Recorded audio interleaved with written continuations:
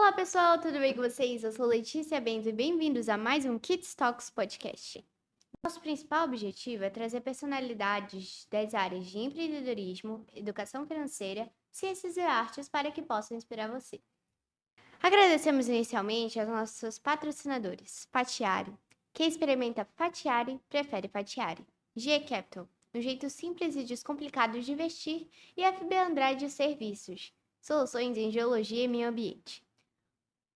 Esse é o nosso 8º episódio. Com muita alegria que apresentamos a nossa convidada, irmã Yudis Lobo. Como é que a senhora tá?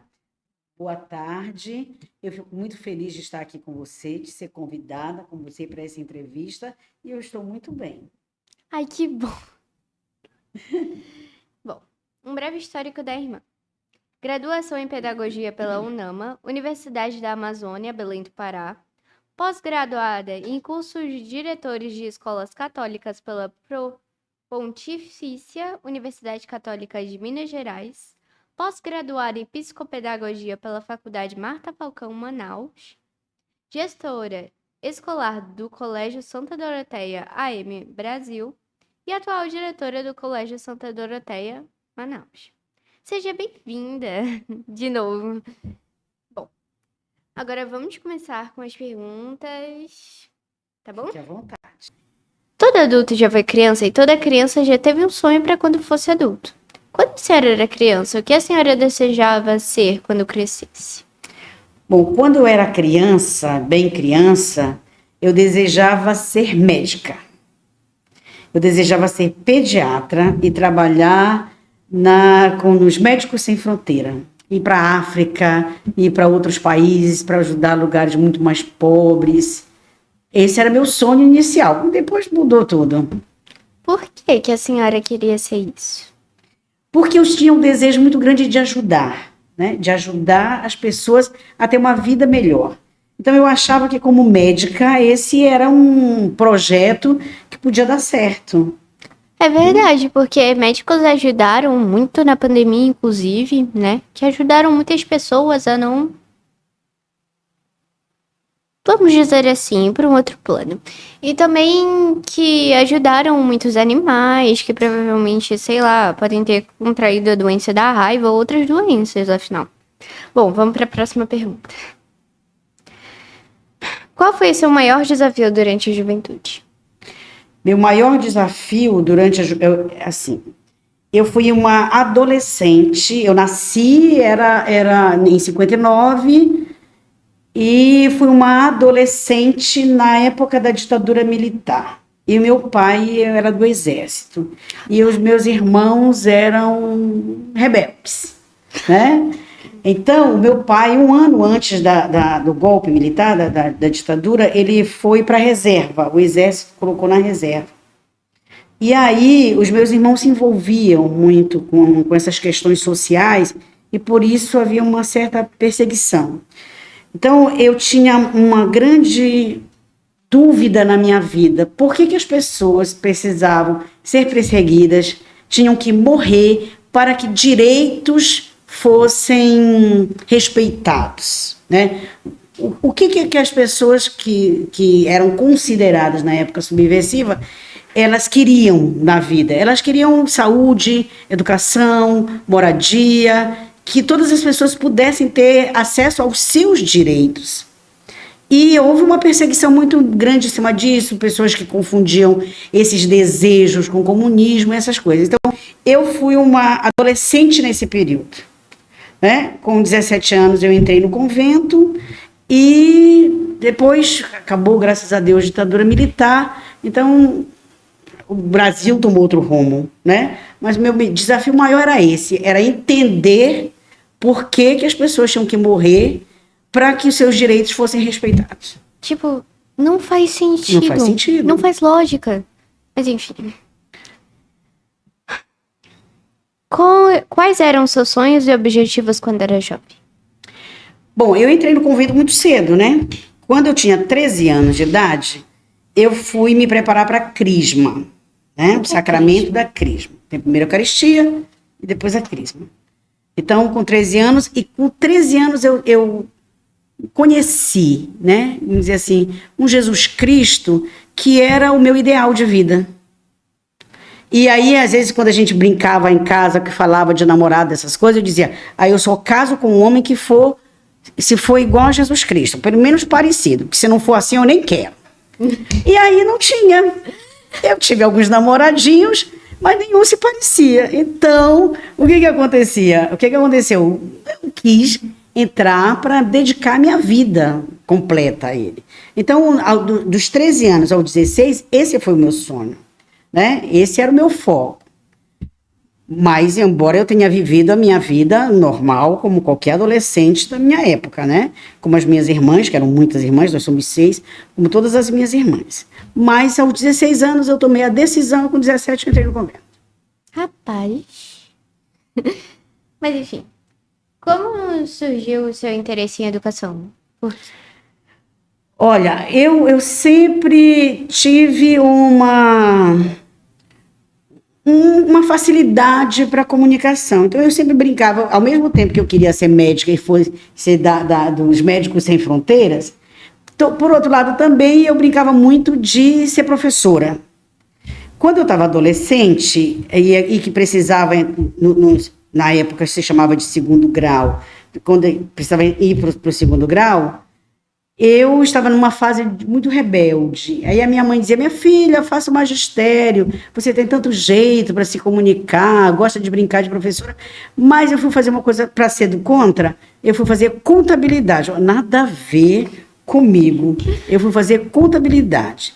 Então, fiz o primeiro e o segundo ano numa escola excelente de contabilidade no Maranhão, e depois eu fui para Fortaleza, terminei o ano em Fortaleza e nunca trabalhei na área contábil.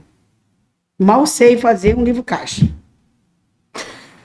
Depois, como eu entrei numa congregação, e numa congregação que é focada em educação, o carisma é educação, então eu entrei para fazer pedagogia. Já tive algumas experiências antes de entrar na faculdade com alfabetização. Na época tinha o Mobral, hoje é EAD, tinha o Mobral, eu tinha uma turma, né, de alfabetização de adultos, então já comecei a ir trabalhando nessa área. Entendi, mas agora me diga, o que é pedagogia? Porque eu acho que tem muita gente que tem dúvida, porque normalmente pensam que são aquelas tias que ficam na escola. Mas, tipo, o que é exatamente a pedagogia? Bom, a pedagogia, no sentido etimológico da palavra, significa a arte de conduzir as pessoas. Como assim? Né? Então, de orientar, né? de formar as pessoas para alcançarem os seus objetivos. Quando a pedagogia foi aplicada à educação, então, o pedagogo se tornou um educador, porque, na realidade, o pedagogo é o educador, né? O pedagogo se tornou educação, a pedagogia passou a ser essa ciência da educação. Né? Então, todo professor formado é um pedagogo. A sua professora é uma pedagoga, porque, inclusive, é uma condição para ser professor dos anos iniciais, é ter pedagogia. É a ciência da educação. A ciência da educação, então, é pedagogia? É. Então, todo professor, ele tem que ser formado em pedagogia para ele ser professor? Todo professor dos anos iniciais, né? Do ensino fundamental, anos iniciais. Do infantil até o 5º ano. Aí, depois do 5º ano, não precisa mais ser pedagogo. Depois do 5º ano, começam as licenciaturas, começam as outras disciplinas. Então, por exemplo, professor de matemática, ele não precisa ser necessariamente um pedagogo. Professor de língua portuguesa, não precisa ser necessariamente um pedagogo. Professor de química, ele não precisa ser necessariamente um pedagogo. Facilitou muito minha vida, porque eu realmente não sabia disso. Isso, mas todas as professoras, do infantil até o 5º ano, elas obrigatoriamente têm que ser pedagogas. Entendi. Enfim, quais foram as influências que moldaram a sua personalidade? Olha, uma influência fortíssima, a minha família. Minha mãe e meu pai. Uai. Duas pessoas extremamente diferentes uma da outra. Eu tenho um temperamento muito parecido com o do meu pai. Então, meu pai era era uma pessoa assim muito extrovertida, era um homem assim muito explosivo, ao mesmo tempo que ele brigava, ele queria saber por que a gente queria tal coisa. Era um homem extremamente carinhoso. Eu digo assim que meu pai, ele foi muito mãe. Era um pai muito mãe. A minha mãe, nós somos 10 filhos, a minha mãe era mais centrada. Então, como meu pai estava no exército, vinha só fim de semana em casa, ela tinha que educar os filhos, então ela era mais firme, ela era mais forte. A gente dizia que o meu pai era do exército, mas o general era ela. Ela era que determinava as coisas. Então, assim, eram duas personalidades diferentes, mas que se integravam muito. E, assim, foram pessoas extremamente importantes na minha formação. Influenciaram realmente. Hoje eu adulta, vejo que eu tenho muitas coisas do meu pai e muitas coisas da minha mãe. Irmã Ildes, agora a senhora é diretora do Colégio Santa Doroteia, provavelmente há algum tempo, certo? Eu não sei. É a terceira vez que eu sou diretora do colégio. Rapaz, mas antes de assumir esse cargo, você teve outras experiências profissionais? Tive. Assim, experiências profissionais propriamente não. Tive outras experiências de vida. Então né? me conte. Vou contar. Eu entrei para o convento, fiz todo o meu período de formação, que a gente chama de postulantado, noviciado, juniorado, até fazer os votos definitivos. E todo esse período, eu fui me preparando para o exercício da educação. Fui tendo experiências, como eu falei com você, de educação de jovens e adultos. Eu fiz a faculdade de pedagogia. Minha primeira experiência de vida, depois que eu me tornei realmente irmã, foi já numa escola. Então, a minha vida inteira foi numa escola. Mas, depois de 17 anos em escolas, a escola de Belém, a escola de São Luís, aí eu vim para cá. Vim para cá muito novinha a primeira vez, eu tinha 22 anos. Isso em 82, né? Olha só, você não era nem nascida, né? Eu nasci em 2012. Então, provavelmente... Então, eu vim para cá, daqui fui para Belém, porque nós nos transferimos muito, né? Vamos muito para lugares diferentes. Fui para Belém. Depois de 17 anos, com a educação, eu pedi para fazer uma experiência diferente. Então, eu fui para uma comunidade de irmãs doroteias no Castanho, no Careiro Castanho, aqui, né, no Amazonas. Nós tivemos uma comunidade lá durante 10 anos. E foi uma experiência maravilhosa de convivência mesmo com o povo, de paróquia. Fiz uma experiência totalmente diferente de vida. Eu fui secretária da paróquia, né, secretária do padre. Da paróquia? Secretária do padre. Então, a secretária do padre que faz todos os atendimentos, né? Desde quem vai pedir para os sacramentos, né? Para fazer parte assim dos sacramentos, para catequese, para aquelas coisas, para quem vai pedir ajuda da igreja por conta das necessidades materiais, né? E outras coisas. Mas foi uma experiência maravilhosa. E eu fui professora de psicologia no curso de magistério, no curso noturno, lá no Castanho, mas com outro tipo de pessoa, com outro tipo de nível social, vamos dizer assim, né? Com pessoas mais do povo, mais populares, e foi uma experiência maravilhosa. De lá, eu fui para Marabá, no sudeste do Pará, e lá eu fui uma experiência muito boa, de 4 anos, trabalhando com o Movimento Sem Terra, com o MST, nos acampamentos de sem terra. E o que faz o Movimento Sem Terra? O Movimento Sem Terra, ele procura dar condições de vida para pessoas que não têm terra, que não têm casa, que não têm lar, em fazendas que não são produtivas. Muitas vezes as pessoas dizem que o MST invade a terra. Na realidade, ele ocupa terras que não são produtivas. Né? E aí trabalhei com a parte da pedagogia do Movimento Sem Terra, com os acampamentos e nos movimentos de defesa. Durante 4 anos, durante 2 anos eu fui secretária do bispo, então eu fiz muitas coisas diferentes na minha vida. Eu para perceber. Fui secretária do bispo, depois voltei para cá, passei 2 anos, aí foi quando eu fui fazer especialização em psicopedagogia no Marta Falcão, e daqui eu fui para Manacapuru. Passei 4 anos em Manacapuru. Tia, se a senhora, tipo, foi 4 anos, aí depois 4 anos, 2 faculdades, fazendo movimentos que são revolucionários, digamos assim. Muita coisa nessa vida. Pois é, aí depois eu voltei para cá, fiquei diretora novamente do colégio, fiquei acho que 6 anos. Aí foi quando, em 2019, eu fui transferida para São Luís. Fui para a direção do Colégio de São Luís, a irmã Maria do Carmo veio para cá. Você deve ter conhecido a irmã Maria do Carmo. No período da pandemia, era a irmã Maria do Carmo que estava aqui. 19, 20 e 21. Era a irmã Maria do Carmo. Aí, em 22, eu voltei para cá. Ah, Então a assim, terceira vez diretora na escola. paz. Quando eu fui a primeira vez diretora na escola, em 91, em 92, a escola começou a ser mista. Porque antes Então, eram só meninas. Então, antes a senhora trabalhava no tempo em que a escola era só para meninas, especificamente para meninas, somente meninas. Somente. Aí comigo nós fizemos uma experiência, porque a escola era mista em 91. Até 91 a escola era mista, mas o infantil era misto, depois eram só meninas. Em 92 nós começamos a fazer a experiência com toda a escola mista. E foi uma experiência maravilhosa.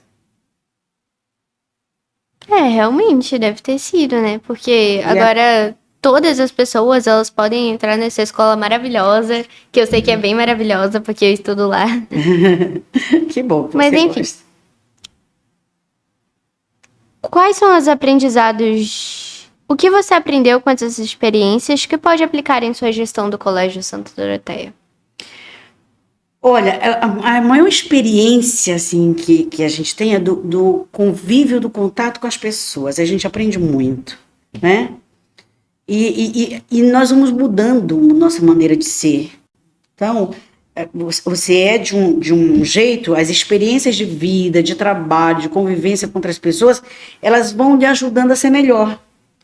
A ser melhor, a tratar as pessoas melhor, a pensar melhor nas pessoas, a pensar melhor no que pode fazer a pessoa crescer mais, cada vez mais e melhor como pessoa, né? Uhum. A nossa inspiração educacional, que fundamenta a nossa filosofia, nossa pedagogia, diz assim, estão nas nossas constituições das irmãs, né, das religiosas. Educar para nós significa deixar-nos possuir pela pedagogia do Evangelho, que leva a pessoa a se descobrir amada por Deus, a acreditar nesse amor e a crescer até a plenitude da maturidade em Cristo. Qual é o nosso ideal de ser humano? Maturidade em Cristo. Então, todo o nosso trabalho, inclusive o foco que a gente tem nas atividades religiosas, no ensino religioso, é para que a pessoa possa se entender amada por Deus, acreditar nesse amor e viver esse amor em contrapartida com as outras pessoas. O amor que se revela na justiça, que se revela na busca dos direitos das pessoas, né? no direito da pessoa ser o que ela possa ter dignidade, possa ter moradia, alimento, saúde, educação, que é um direito do ser humano que está garantido nas constituições. Sim, mas muitas vezes não é praticado. Não é. Esse é nosso foco. Que tipo de pessoa nós queremos formar? Como é que nós queremos que você seja? Nós queremos que você seja uma pessoa que, onde você está, com a profissão que você exerce, você possa garantir o quanto possível que as pessoas possam ter esse direito. Então, já puxando esse gancho do Colégio Santa Doroteia, como você define a missão e a visão do Colégio Santa Doroteia? Tipo, algo a mais para agregar, além do que a senhora já falou. A nossa missão, além de ser que cada pessoa do Santa Doroteia possa viver, né, com dignidade, buscar dignidade para os outros, é que esta pessoa seja um excelente cidadão e cidadã. Eu sempre digo, quando eu falo principalmente com os meninos do ensino médio, não me interessa ser um bom colégio. Não me interessa ter bons professores. E não me interessa ter bons alunos.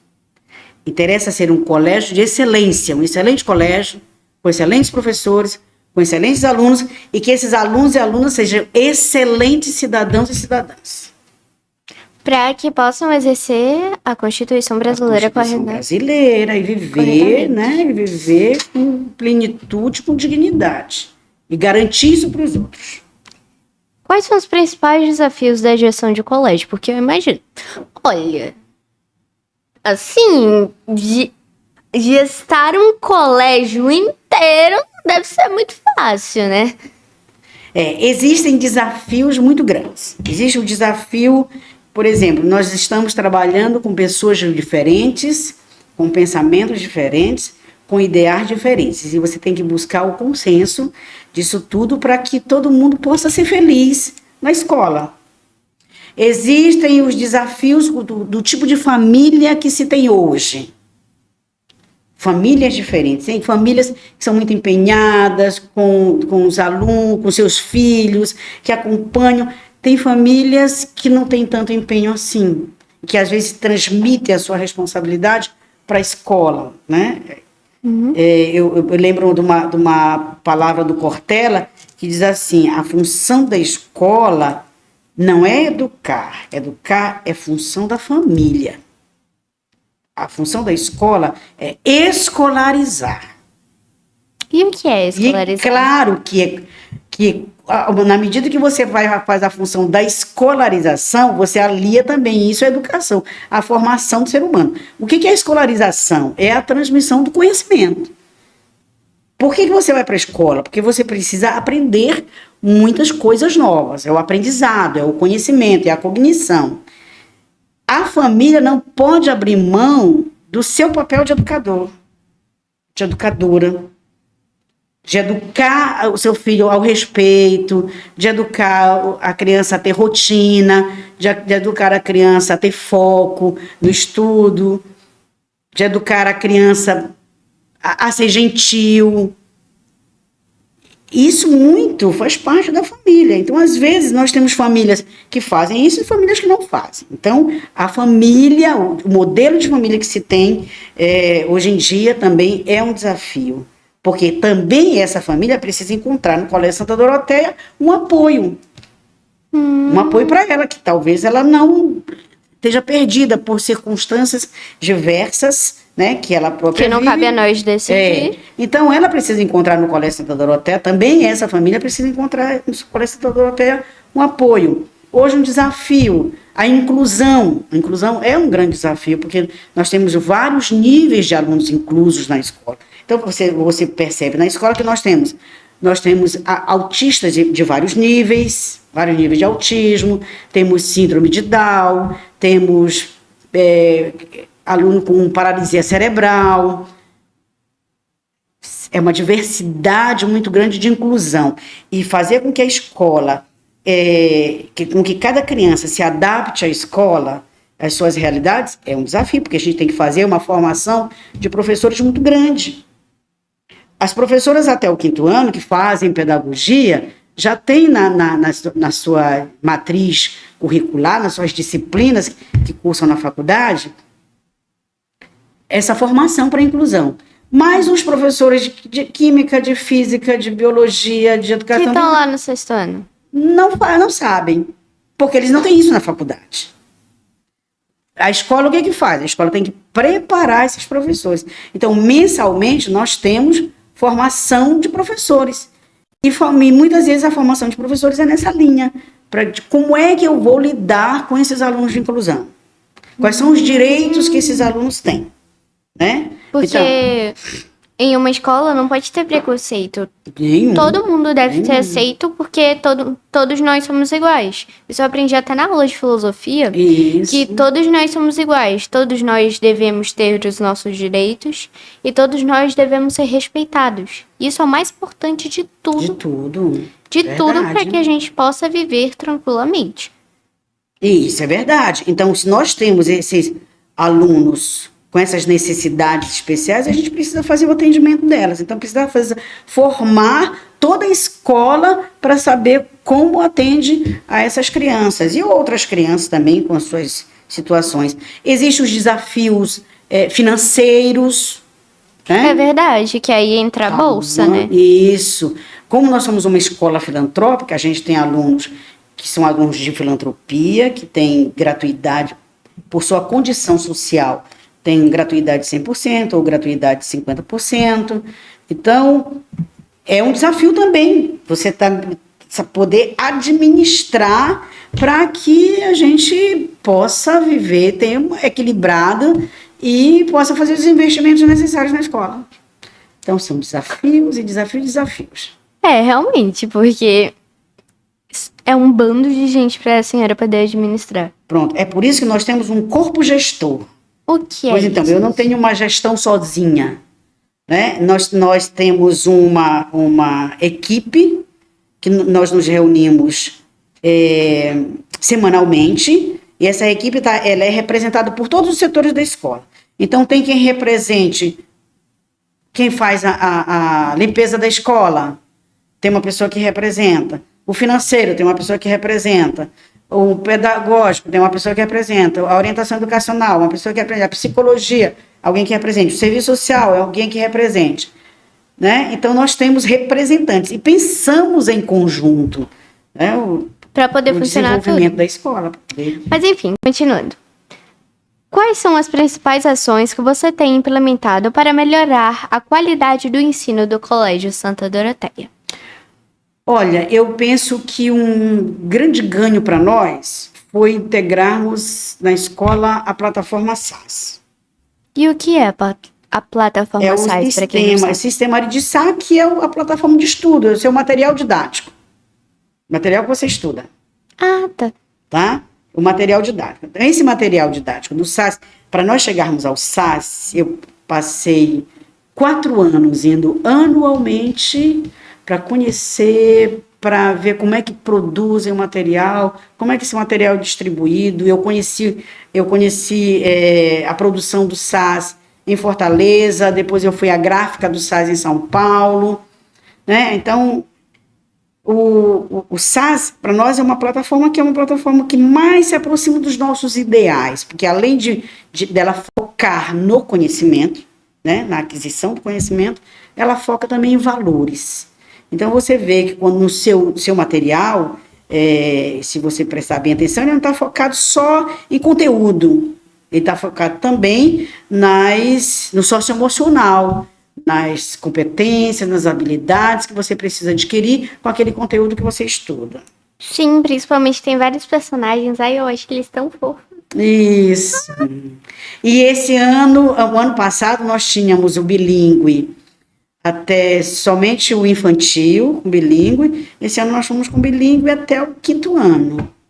Por que o bilíngue é importante? Porque aprender uma segunda língua é fundamental. E o inglês é uma língua internacional. É uma língua internacional, ou seja, mas só que tem alguns países que, por exemplo, por guerras ou alguma coisa que aconteceu, você não pode falar inglês. Tipo, inglês britânico ou inglês americano, tipo a França. Se eu não me engano, teve uma guerra de 100 anos que aconteceu lá, aí você não pode falar inglês britânico, porque senão te tratam mal por causa dessa guerra de 100 anos. Mas, considerando no volume global, você sim pode falar inglês americano ou inglês britânico para se comunicar em qualquer lugar. Porque todo mundo vai entender. Praticamente todos os países você se comunica em 2 línguas, né? Então, por exemplo, eu passei 20 dias nas Filipinas, em Manilha. Nós fomos para uma reunião, nós temos uma casa lá nas Filipinas, essa congregação das Irmãs de Santa Doroteia é internacional. Então, Lá você fala, ou você fala o inglês, ou você fala o tedesco. O tedesco é extremamente difícil de aprender. É tipo chinês? É uma mistura de várias línguas. O tedesco é uma mistura de várias línguas. Então, na escola, a criança aprende, por exemplo, aqui aprende português e inglês. Lá ela aprende o tedesco e o inglês. Ah, tá. E você pode se comunicar em inglês com todo mundo. Nem sempre se comunica no tedesco com todo mundo, porque o tedesco nem todo mundo consegue aprender. Nossas irmãs que moram lá, são poucas as irmãs que falam o tedesco. Então, o bilíngue, diferente de ser um curso qualquer de inglês, um curso ainda que seja muito bom de inglês, mas você tem um contato diário com o inglês. Então, é muito mais fácil de você aprender. E quanto mais cedo você começa, mais cedo, melhor você aprende. Domingo, uma amiga minha estava fazendo aniversário e aí ela pediu para ir lá para o colégio, com a família. Ela, inclusive, é ex-aluna. Foi minha aluna. E a netinha dela, a sobrinha dela, pequenininha, estuda lá no colégio, né? Ai, que linda. Ela estuda lá no colégio. E aí, a gente estava cantando parabéns para ela, falei, mas está faltando uma coisa. O quê? Vamos ter que cantar os parabéns em inglês. Aí ela puxou o parabéns em inglês. E ela estuda lá no colégio. Então, ela ensina os pais a rezarem em inglês, ela ensina os pais a lerem a historinha da escola, dos livros dela em inglês. Então, o bilíngue, ele ajuda, inclusive, o desenvolvimento do cérebro, a você focar melhor, a aprender melhor, inclusive outras disciplinas também. Uhum. Então, quais são os seus projetos de vida para o futuro? Não necessariamente do Doroteia, mas da sua vida. Bom, a minha vida, ela depende da minha provincial na congregação. Então, do Doroteia. Então, por exemplo, se a minha provincial, vamos comparar a congregação ao país. O país deu presidente, então nós temos uma coordenadora geral, que é aquela que coordena as irmãs no mundo todo. No Brasil, Brasil e Peru, nós temos uma provincial, que é uma espécie de governador, que ela é quem dirige, vamos dizer assim, a vida das irmãs no Brasil e no Peru. Então, se ela disser assim, Ildes, eu vou precisar de você no Peru. Aí você lá vai para o em Peru? Arequipa. Aí eu vou para Arequipa. Aí eu vou estudar espanhol. Aí eu vou para Arequipa. Meu Deus. Se ela disser assim, eu preciso de você no Rio Grande do Sul, como a irmã Maria do Carmo, que foi sua diretora, está lá agora. No Rio Grande do Sul. Aí a gente se organiza e vai para o Rio Grande do Sul. Então, nós estamos disponíveis para ir onde houver maior necessidade de maior serviço. Onde a provincial achar que a maior necessidade de maior serviço para mim é ir lá para o interior da Bahia, eu vou para o interior da Bahia. Então, eu não tenho assim, eu tenho projetos próximo ano para a escola, né? Mas, para minha vida pessoal, isso aí depende da congregação. Porque meio que a gente não tem um futuro definido, a gente não sabe o que vai acontecer depois. Então, a gente não tem como prever o futuro, mas a gente tem coisas planejadas para esse futuro. Às vezes, os jovens, principalmente quando a gente fala de vocação e tal, diz assim, mas esse negócio é muito ruim, a gente ir para qualquer lugar que manda. Eu falei, engraçado, se eu fosse militar. É a mesma coisa. Se eu fosse militar e dissesse assim, você vai ser transferida lá para Tabatinga, lá eu ia pegar a minha família para Tabatinga. Se eu trabalhasse numa multinacional e dissesse assim, o que é multinacional? Uma empresa multinacional, internacional, né? Tá. Se eu fosse trabalhar numa Samsung, por exemplo, e disse assim, nós vamos precisar de você lá no escritório do Rio de Janeiro. Então, pega a minha e vou para o escritório do Rio de Janeiro. Então, para nós religiosas é do mesmo jeito.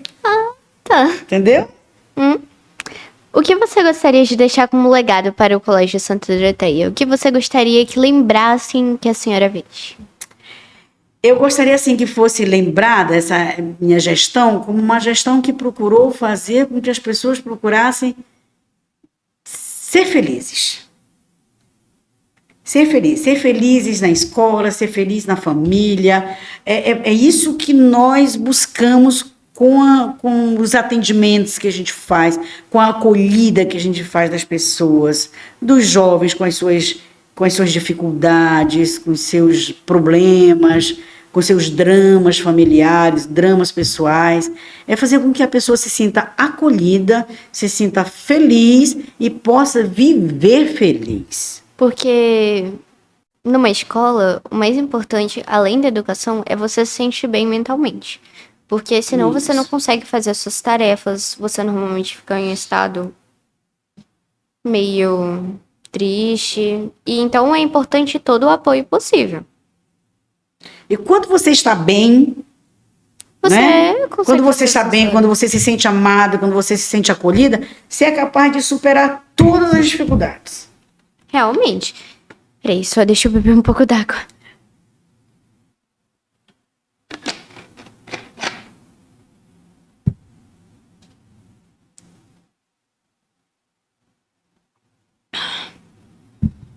Ai, aguinha boa. Enfim. Qual a importância da educação como ferramenta de crescimento pessoal? Voltando para o tema. Isso. Olha, eu penso que a educação ela é fundamental para o ser humano.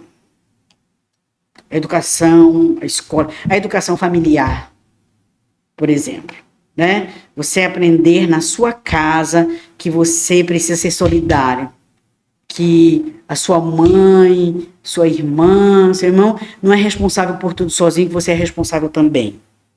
Isso é educação familiar, educação é você entender que você precisa ajudar, que você precisa fazer a sua parte, né?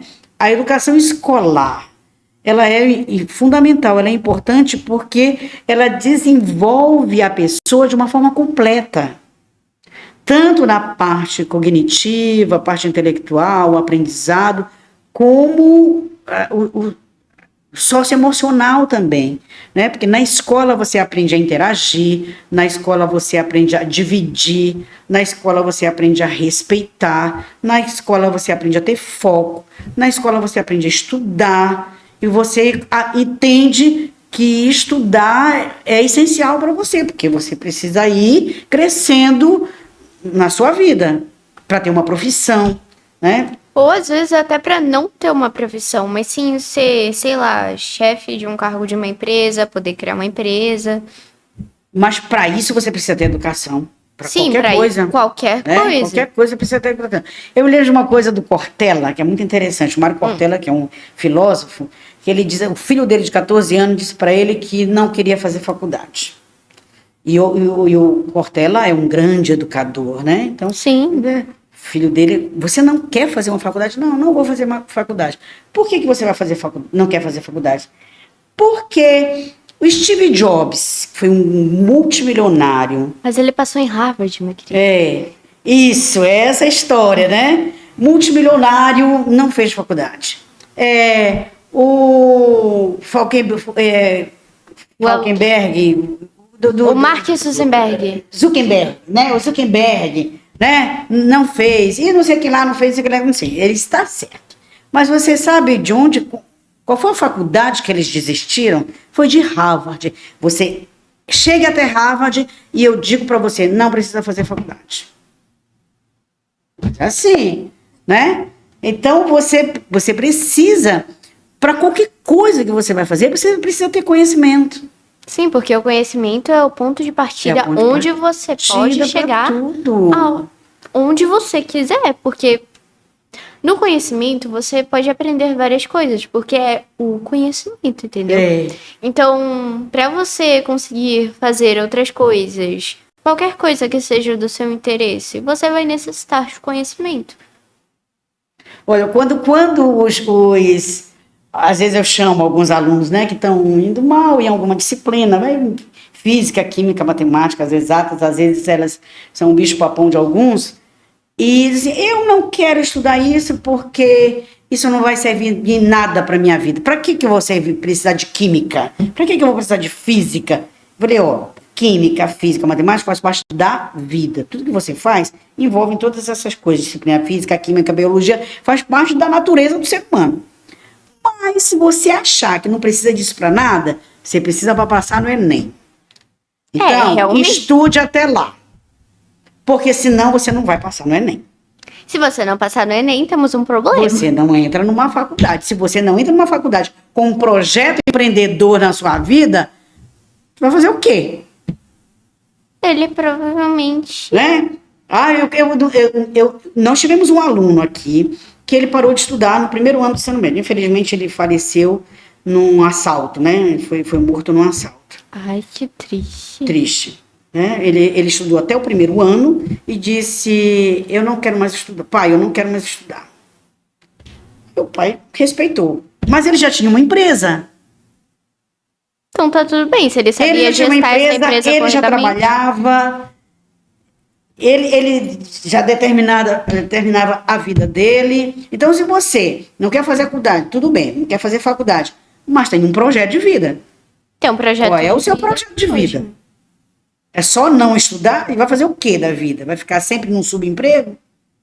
Né? Então, a educação ela é fundamental para o ser humano. E você, assim, é da hora que você é gestado, porque a minha mãe dizia que a gente começa a educar a criança na barriga, e começa a ser gestado até a hora que você morre. Está morrendo e está aprendendo. Né? Tem uma historinha engraçada de um homenzinho assim, que estava no interior, que estava morrendo e não tinha uma vela.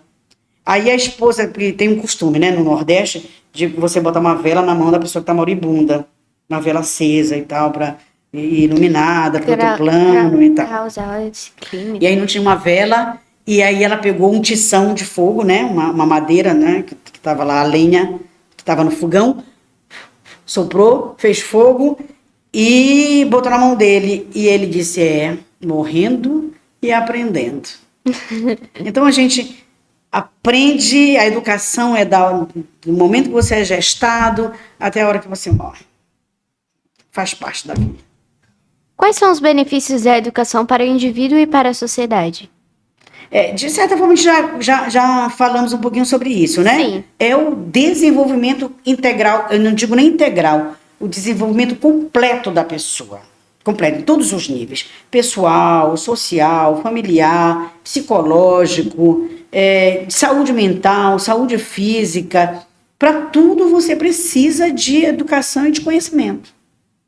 Né? Tá bem explicado. Então, até, por exemplo, você vai fazer exercícios físicos, porque sabe que isso é importante para a sua vida. Você tem que entender que tipo de exercício que serve para mim. Não é todo exercício que serve. Então, isso eu tenho que aprender. Realmente. Então, o que você diria para uma jovem que está começando sua carreira? Porque, normalmente, quando você sai da faculdade, você tem um estágio, eu acho. Tem. E aí, depois do estágio, você começa a realmente trabalhar para ganhar um salário, certo? Isso. Então, o que você diria a essa pessoa que já está começando a ganhar o seu salário, querendo ir para uma entrevista de emprego? O que a senhora diria? Olha, eu digo assim, dê o melhor de si. Seu melhor. Dê o seu melhor sempre. Dê o seu melhor sempre como aluna. Dê o seu melhor sempre como estagiário onde você está. Quando eu atendo uma estagiária, menor aprendiz, né? Que a gente precisa ter na escola.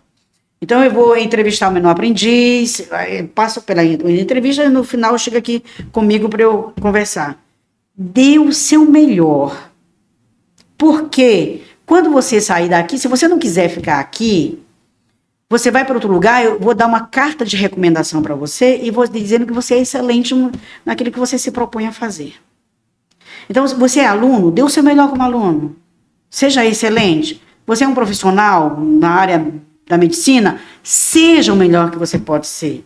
Você é um profissional da educação, seja o melhor. Seja o melhor que você pode ser em qualquer lugar que você vá e naquilo que você faz. Porque aí você vai ser reconhecido pela sua excelência. E você vai aprendendo cada vez mais e você vai procurando ser melhor cada vez mais. Realmente, porque se você tiver o conhecimento, que provavelmente você tem, você dá o melhor de si, você vai impressionar muitas pessoas ao seu redor. Por quê? Porque você vai ter meio que, digamos assim, uma fama de pessoa que é esforçada, que é inteligente, que é muito esforçada de novo. Você fica, né? Temos mais um tempinho para contar uma história? Pode contar. Tem, pode contar? São Francisco de Assis. Um dia perguntaram para São Francisco de Assis, ele tinha como lema de vida ser perfeito como o Pai do Céu é perfeito. Então um dia perguntaram para ele, Pai Francisco, ele era chamado assim pelos seus irmãos na congregação, como é que a gente pode ser perfeito? Ele disse, seja regular, com todo o seu coração, com toda a sua alma, com todas as suas forças. E quando você for um regular assim, você vai querer ser bom. Aí seja bom, com todo o seu coração, com toda a sua alma, com toda a sua força. E aí quando você for bom assim, você vai querer ser ótimo. E aí você vai ser ótimo com todo o seu coração, com toda a sua alma, com toda a sua força. Porque quando você for ótimo assim, você vai buscar a perfeição. Rapaz. Legal, né? Eu gosto muito dessa história. Realmente é uma história bem inspiradora, sabe? Você precisa, vai do pouquinho, vai ser fiel no pouco. À medida que a gente é fiel no pouco, a gente vai ser fiel. A gente vai começando a ficar fiel no grande. Você tem alguma mensagem para os nossos ouvintes do nosso podcast? Bom, a minha mensagem para quem está aqui, quem vai nos ouvir, né? Quem está nos ouvindo no nosso podcast, é essa. Procure ser o melhor que você pode ser. Procure ser o melhor que você pode ser no que você faz. E se você é gari, você vai ser o melhor gari que você puder ser. E se você é médico, seja o melhor que você pode ser. Se você é político, seja o melhor que você pode ser. Porque é assim, sendo o melhor, que a gente vai conseguir chegar naquilo que Deus quer para você. Sabe? O que Deus quer para nós? Que nós sejamos cada vez melhor. Ele mesmo disse, sede perfeito como o Pai do Céu é perfeito, sede santo como o Pai do Céu é santo. Essa é a nossa meta. Então, na medida que nós vamos ser melhor, nas pequenas coisas, mas cada dia eu procuro ser melhor, nos meus relacionamentos, com os meus colegas, né? Se eu procuro ser melhor, eu vou ter uma consciência maior do que é liberdade, eu vou ter uma consciência maior do que é respeito pelo outro, do que é justiça, do que é fraternidade. Então, buscar ser melhor. Porque também tem, entrando nesse assunto de liberdade, tem muita gente que confunde liberdade de expressão com falar coisas que não são apropriadas. Pense. Porque, tipo assim, tem muita gente que fala, mas e a minha liberdade de expressão? Mas eu tô falando uma coisa tal. E ao mesmo tempo você tá ferindo o direito de alguém. Então isso não é liberdade de expressão. A liberdade, ela não exclui o respeito pelo outro. Eu acho que você pode dizer tudo o que você quiser. Você pode ser sincero, deve ser sincero. Mas sinceridade não é falta de educação. Liberdade não é falta de educação. Né? Não é desrespeito pelo outro. Né? Eu costumo dizer que liberdade é a escolha entre o que é bom e o que é melhor. Não é entre o que é bom e o ruim, não. Entre o bom e o melhor. Entre o bom e o melhor, o bom já me satisfaz. Mas eu tenho a liberdade de escolher o melhor. Então eu posso escolher o melhor. Realmente. Então, felizmente estamos chegando ao fim de nosso podcast. Tem alguma pergunta que eu não fiz que a senhora gostaria que eu fizesse? Eu acho que nós conversamos muito bem, não foi? Você é uma entrevistadora, assim, maravilhosa. Obrigada.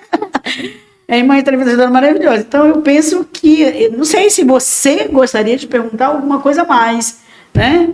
Eu acho que não. Pois é, então a gente teve uma conversa bem gostosa, eu acho que... foi uma conversa bem leve, calma, eu acho tranquila. que foi bom. Quer deixar mais alguma consideração sobre como foi?